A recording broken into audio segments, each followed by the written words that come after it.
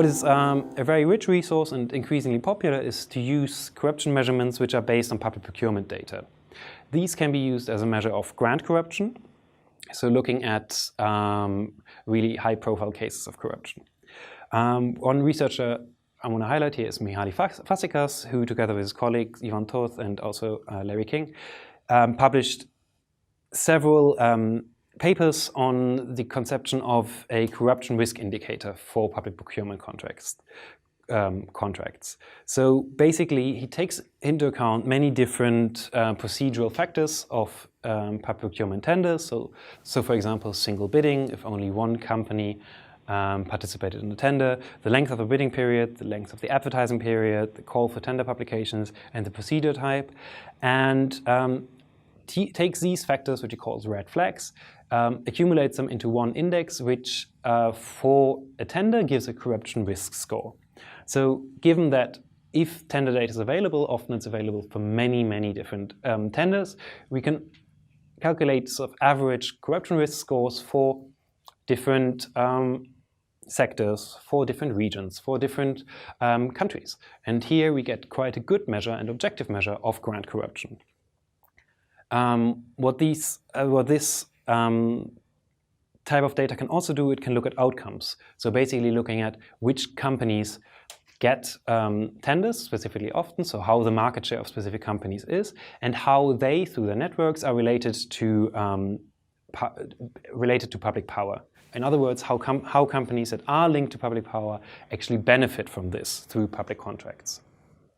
So just to show you one example how they use this, so here they show average corruption risk scores divided by profit margins of different contracts. And they show that corruption risks are higher in contracts with higher profit margins.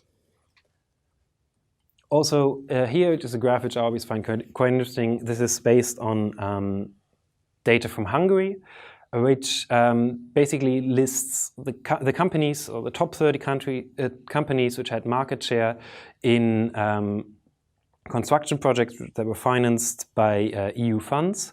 And they show that after the election in 2010, when the government in Hungary changed, the top 30 companies really changed. So the companies that used to have the biggest market share and received the biggest amount of public contracts, their market share dropped considerably and a new set of companies rose. And they also argue that these companies were linked to the new government. Stephen Gawthorpe, in his PhD thesis, did some similar work looking at companies with power influence and how they were awarded public contracts in the Czech Republic. So what I want to show you these two things, this map and also the graphic earlier in comparison, is that you can use this type of data for different countries and for different country contexts. What I wanted to show you is that public procurement data, if it's available, is a really good measure of grant corruption. It doesn't necessarily measure petty corruption. It doesn't say a lot about how many people have to bribe public officials in different sectors. But it provides a great measure for grant corruption, and for grant corruption especially, of course, in the procurement context. It's not necessarily the easiest to handle, so you have to work with a lot of different data, and you have to be able to analyze it. This type of data provides quite a lot of ground for specific analysis, and there's already quite a few papers out there which show you how you can use questions on how you can use it to answer questions on how different policy measures and also different structural factors influence levels of corruption or corruption risks, at least, in the procurement contracts.